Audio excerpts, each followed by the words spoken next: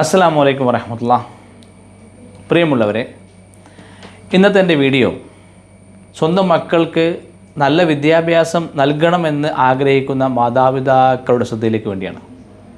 നമുക്കറിയാം, കഴിഞ്ഞ ജനറേഷൻ അവരുടെ വിദ്യാഭ്യാസത്തിൻ്റെ കുറവ് കൊണ്ട് അവർ സമൂഹത്തിൽ അനുഭവിച്ച വേദനകളും യാതനകളും സാമ്പത്തികവും അതുപോലെ തന്നെ സാമൂഹികവും ഒക്കെയുള്ള മറ്റ് പ്രശ്നങ്ങളും ഒക്കെ തന്നെ വിദ്യാഭ്യാസമില്ലായ്മയിൽ നിന്നും അവർ അനുഭവിച്ചതാണെന്ന് കൃത്യമായി ബോധ്യപ്പെട്ടതിന് ശേഷം പ്രവാസത്തിലേക്കും മറ്റ് കഷ്ടപ്പാടിലുമൊക്കെ മുമ്പോട്ട് പോയി പിന്നീട് എൻ്റെ മക്കൾക്ക് അങ്ങനെ വരരുത് എന്ന ലക്ഷ്യത്തോടു കൂടി നല്ല വിദ്യാഭ്യാസം നൽകാൻ വേണ്ടി ഒരുപാട് പണം ചെലവഴിച്ച് വലിയ വലിയ വിദ്യാഭ്യാസ സ്ഥാപനങ്ങൾ തിരഞ്ഞെടുത്ത് അവിടെ അഡ്മിഷൻ വാങ്ങി ഒക്കെ തന്നെ നമ്മുടെ വിദ്യാർത്ഥികളെ, നമ്മളെ മക്കളെ പഠിപ്പിക്കാൻ ശ്രമിച്ചുകൊണ്ടിരിക്കുകയാണ്.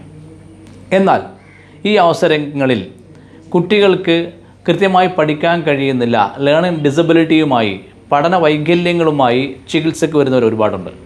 തീർച്ചയായും അക്യുപഞ്ചർ ചികിത്സ പഠന വൈകല്യങ്ങൾക്ക് ചികിത്സയ്ക്ക് വളരെ നല്ലൊരു പരിഹാരമാണ്. എന്നാൽ ഒരു മനുഷ്യനെ സംബന്ധിച്ച് മനഃപ്പാഠമാക്കുക എന്നൊരു കാര്യം മാറ്റി നിർത്തിയാൽ മറ്റ് ഒട്ടനവധി സവിശേഷതകളും പ്രത്യേകതകളുമുള്ള ഒരു അത്ഭുതകരമായ സൃഷ്ടിയാണ് മനുഷ്യൻ. അതിൽ വെറും ഒരു കഴിവ് മാത്രമാണ് മനഃപ്പാഠമാക്കുക എന്നുള്ളത്. നിർഭാഗ്യവശാൽ ഇന്ന് സ്കൂൾ ജീവിതത്തിൽ മനഃപ്പാഠമാക്കുക എന്ന കഴിവില്ലാത്തതിൻ്റെ പേരിൽ മാത്രം സമൂഹത്തിൽ നിന്നും ക്ലാസ്സിൽ നിന്നും കുടുംബങ്ങളിൽ നിന്നൊക്കെ തന്നെ പരിഹാസം ഏറ്റുവാങ്ങുന്ന കുട്ടികൾ പിന്നീട് പലതരത്തിലുള്ള സ്വഭാവ ദൂഷ്യങ്ങളിലേക്കും പലതരത്തിലുള്ള മാനസികാരോഗ്യ പ്രശ്നങ്ങളിലേക്കും പലതര ശാരീരികമായ ആരോഗ്യ പ്രശ്നങ്ങളിലൊക്കെ വരുന്നുണ്ട്.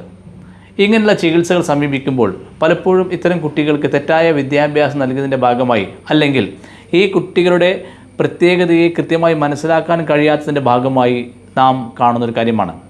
നമുക്കറിയാം, എല്ലാവരും ഒരുപോലെ ചെയ്യുന്ന കാര്യങ്ങൾ എല്ലാവരും ചെയ്യുമ്പോൾ അത് ഓക്കെയാണ്. എന്നാൽ അതിൽ നിന്ന് വ്യത്യസ്തമായി ആരെങ്കിലും എന്തെങ്കിലും ചെയ്യുമ്പോൾ അതൊരു തെറ്റായി കാണുന്ന പ്രവണത നമ്മൾ കണ്ടുകൊണ്ടിരിക്കുന്നുണ്ട്. ഇതുപോലെയാണ് ക്ലാസ്സിൽ 50 കുട്ടികളുണ്ടെങ്കിൽ അതിൽ നന്നായി മനഃപ്പാഠമാക്കാൻ കഴിയുന്ന 10 കുട്ടികളുണ്ടാകാം. ബാക്കി ആവറേജ് ഒരു 40 കുട്ടികൾ 30 കുട്ടികളോ ഒക്കെ ഉണ്ടാകാം. എന്നാൽ 10 അതിൽ താഴെ കുട്ടികൾ മനഃപ്പാഠമാക്കാൻ കഴിയാത്തവരുണ്ടാകാം. ഇവർക്ക് മനഃപ്പാഠമാക്കാനുള്ള കഴിവില്ലെന്നുള്ളത് ഒരു കാര്യമായിരിക്കാം. പക്ഷേ ഇവരിൽ നിന്നും മറ്റൊട്ടനവധി കഴിവുകൾ ഉള്ള ആളുകൾ സമൂഹത്തിൽ കടന്നു പോയിട്ടുണ്ട്. നമുക്കെല്ലാവർക്കും അറിയാം, തോമസ് ആൽവ എഡിസൺ.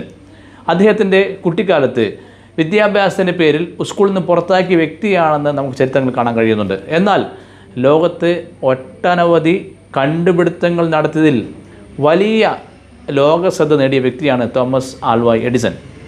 ഒരുപക്ഷെ അന്നത്തെ വിദ്യാഭ്യാസ രീതി അനുസരിച്ച് അദ്ദേഹത്തിന് പീഡനങ്ങൾ സഹിക്കേണ്ടി വന്നിട്ടില്ല. കാരണം അദ്ദേഹത്തിനെ സ്കൂളിൽ നിന്ന് പുറത്താക്കിയപ്പോൾ വീണ്ടും മറ്റു പല സ്കൂളിൽ കയറ്റി ആ കുട്ടിയെ വീണ്ടും മത്സരിപ്പിച്ച് വീണ്ടും ഈ മത്സര പരീക്ഷ എഴുതിപ്പിച്ച് മനഃപ്പാഠമാക്കുക എന്ന കഴിവില്ലാത്ത കുട്ടികളെ ഇപ്പം നമ്മൾ പീഡിപ്പിച്ചുകൊണ്ടിരിക്കുന്ന പോലെ പീഡിപ്പിക്കപ്പെട്ടിട്ടില്ല എന്നുള്ള വലിയ കാര്യമാണ്. ഒരുപക്ഷെ ഇത്തരം പീഡനങ്ങൾക്ക് ഇരയാകുന്ന കുട്ടികൾ ഭാവിയിൽ ഒന്നും ചെയ്യാൻ കഴിയാത്തവരായി മാറിപ്പോകുന്നുണ്ടോ എന്ന് രക്ഷിതാക്കൾ ശ്രദ്ധിക്കേണ്ടതുണ്ട്. ഞാൻ പറയാൻ ശ്രമിക്കുന്നത്, പഠന വൈകല്യങ്ങളിൽ പല വൈകല്യങ്ങളും ചികിത്സ മാറ്റാൻ കഴിയുന്നവയാണ്. എന്നാൽ നാച്ചുറലി മനഃപ്പാഠമാക്കാൻ കഴിവില്ലാത്ത കുട്ടികൾക്ക് പുതിയ പുതിയ കാര്യങ്ങൾ കണ്ടുപിടിക്കാനുള്ള കഴിവുകൾ, അല്ലെങ്കിൽ കൺസ്ട്രക്ഷൻ ആയിട്ടുള്ള കഴിവുകൾ, മെറ്റീരിയൽ ആയിട്ടുള്ള ഏതെങ്കിലും എക്യുപ്മെൻറ്റ് ഡെവലപ്പിംഗ് കഴിവുകൾ, അല്ലെങ്കിൽ ടൂൾസ് ഓപ്പറേറ്റിംഗ് കഴിവുകൾ, ഇങ്ങനെ വ്യത്യസ്തങ്ങളായ ഒരുപാട് കഴിവുകൾ മനുഷ്യന് ആവശ്യമുണ്ട്. ഈ എല്ലാ കഴിവുകളും ഒത്തിണങ്ങിയ ചില കുട്ടികൾക്ക് ഒരുപക്ഷെ മനഃപ്പാഠമാക്കാനുള്ള കഴിവില്ലാതെ ആ ഒരു കാഴ്ച നമ്മൾ കണ്ടുകൊണ്ടിരിക്കുന്നുണ്ട്. അപ്പോൾ ഇത്തരം കുട്ടികൾ സമൂഹത്തിൽ നിന്നും പിന്നോട്ട് തള്ളപ്പെടുകയും ഭാവിയിൽ വലിയൊരു മഹാനാകേണ്ടിരുന്ന ഇത്തരം കുട്ടികൾ ആർക്കും ഉപകാരമില്ലാത്ത പഠനകാലത്ത്, കുട്ടിക്കാലത്ത് ബുദ്ധിയും ചിന്തയും വികസിക്കുന്ന ആ കാലത്ത് പീഡനങ്ങളും യാതനകളും മറ്റ് ശിക്ഷകളും നടപ്പിലാക്കിയതിൻ്റെ പേരിൽ ബുദ്ധിപരമായി വല്ലാത്ത പ്രയാസങ്ങൾ അനുഭവിക്കുന്ന പലരും മാനസിക രോഗികൾ വരെ ആയിട്ടുള്ള ആളുകൾ നമുക്ക് കാണാൻ കഴിയുന്നുണ്ട്. ഇങ്ങനെ വരുമ്പോൾ കൃത്യമായി നിങ്ങളുടെ കുട്ടികൾ പഠനത്തിൽ പഠിക്കാൻ മനഃപ്പാഠമാക്കാൻ കഴിവുള്ള കുട്ടികളാണോ കൃത്യമായി ശ്രദ്ധിച്ച്, അങ്ങനെ മനഃപ്പാഠം ആക്കാൻ കഴിയുന്ന കുട്ടികളാണെങ്കിൽ അവരുടെ മടി കൊണ്ടോ അവരുടെ താല്പര്യക്കുറവ് കൊണ്ടോ അവർ പഠിക്കുന്നില്ലെങ്കിൽ താല്പര്യക്കുറവും മടിക്കും നമുക്ക് പരിഹാരം ഉണ്ടാക്കാൻ കഴിയും. എന്നാൽ ഒരു കുട്ടിക്കുള്ള പഠന വൈകല്യങ്ങളിൽ മനഃപ്പാഠമാക്കാനുള്ള കഴിവില്ലാത്ത കുട്ടിയെ ആ കഴിവില്ലാത്തതിൻ്റെ പേരിൽ ഒരുപാട് ശിക്ഷിക്കുകയും ഒരുപാട് ഉപദ്രവിക്കുകയും ആ കുട്ടി നന്നാവണമെന്ന് ആഗ്രഹിച്ച് കൂടുതൽ ശിക്ഷാ നടപടികളിൽ മുമ്പോട്ട് പോവുകയും ചെയ്യുന്ന മാതാപിതാക്കളും അധ്യാപകരും തിരിച്ചറിയാൻ വേണ്ടി ഞാൻ പറയാൻ ആഗ്രഹിക്കുകയാണ്. ഇത്തരം കുട്ടികൾക്കുള്ള ഒരു വിദ്യാഭ്യാസ പദ്ധതി നമ്മുടെ നാട്ടിലില്ല. അതുകൊണ്ട് ഇത്തരം കുട്ടികളെ കൃത്യമായി തിരിച്ചറിയുകയും ആ കുട്ടികൾക്ക് ആവശ്യമായ മറ്റു തരത്തിലുള്ള ആ കുട്ടിയുടെ കഴിവുകളെ പരിപോഷിപ്പിക്കുന്ന ചില രീതികൾ അവലംബിക്കുകയും ചെയ്യേണ്ടതുണ്ട്. ഈ രീതിയിൽ കുട്ടികളുടെ വിദ്യാഭ്യാസം ക്രമീകരിക്കുകയും ഈ രീതിയിൽ കുട്ടികളുടെ വിദ്യാഭ്യാസം ക്രമീകരിച്ചില്ലെങ്കിൽ കുട്ടികൾക്ക് പലതരം മാനസികാരോഗ്യ പ്രശ്നങ്ങളും ഉണ്ടാകാൻ ഇത് കാരണമാകും എന്ന് ഞാൻ പറയാൻ ആഗ്രഹിക്കുകയാണ്.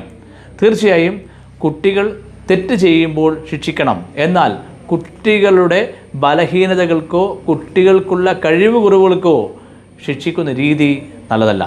അത് ശരിയായ ശിക്ഷാ നടപടിയുമല്ല. ആ ശിക്ഷാ നടപടിയിലൂടെ കുട്ടിയുടെ ഭാവി തുലഞ്ഞു പോകുന്നു എന്നല്ലാതെ കുട്ടികൾ സൽഭാവി ഉണ്ടാകാൻ, ഒരു നല്ല ഫ്യൂച്ചർ ഉണ്ടാകാൻ അത് സഹായിക്കുകയില്ല എന്ന് ഉണർത്തിക്കൊണ്ട് എൻ്റെ വാക്കുകൾ അവസാനിപ്പിക്കുന്നു. Thank you.